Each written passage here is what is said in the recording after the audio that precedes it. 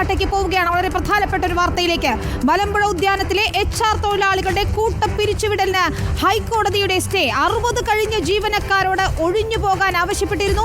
രാവിലെ വിഷയത്തിൽ കോൺഗ്രസിന്റെ നേതൃത്വത്തിൽ തൊഴിലാളികൾ പ്രതിഷേധം സംഘടിപ്പിക്കുകയും ചെയ്തിരുന്നു. ഇക്ബാൽ അറക്കൽ ചേരുന്നു. ഇക്ബാൽ, തൊഴിലാളികളെ സംബന്ധിച്ചിടത്തോളം കോടതിയിൽ നിന്ന് ഒരു ആശ്വാസം ലഭിക്കുന്നു. അവരുടെ ശക്തമായ പ്രതിഷേധം, കണ്ണീരൊക്കെ തന്നെ നമ്മൾ കണ്ടതാണ്. കോടതിയിൽ നിന്ന് ആശ്വാസകരമായ ഒരു നടപടി ഉണ്ടായിരിക്കുന്നു.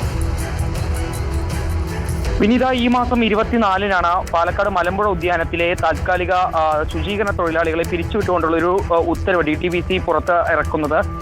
ഈ ഉദ്യാനത്തിന് നോട്ടീസ് ബോർഡിലായിരുന്നു ഇതുമായി ബന്ധപ്പെട്ട ഉത്തരവ് പ്രത്യക്ഷപ്പെട്ടത്. തൊഴിലാളികൾക്ക് മറ്റു രീതിയിലുള്ള വിവരങ്ങളൊന്നും ലഭിച്ചിരുന്നില്ല.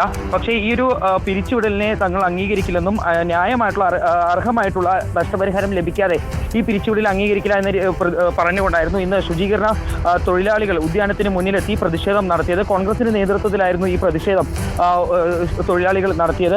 ഉദ്യാനത്തിനകത്തേക്ക് ഒരു സന്ദർശകർക്കും പ്രവേശിക്കാൻ കഴിയാത്ത രീതിയിലുള്ള ഒരു പ്രതിഷേധം അവർ നടത്തുകയായിരുന്നു.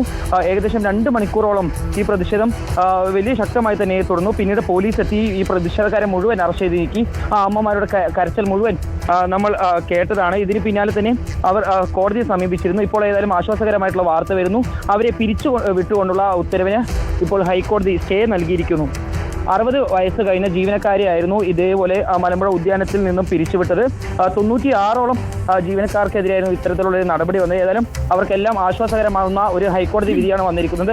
ഈ DTPCയുടെ ഉത്തരവ് സ്റ്റേ ചെയ്തുകൊണ്ട് അല്പസമയം മുമ്പ് ഹൈക്കോടതി ഉത്തരവിടുകയായിരുന്നു. വിനീത, ശരി, മലമ്പുഴ ഉദ്യാനത്തിലെ HR തൊഴിലാളികളുടെ കൂട്ടപ്പിരിച്ചുവിടൽ ഏതായാലും ഹൈക്കോടതി സ്റ്റേ ചെയ്തിരിക്കുകയാണ്.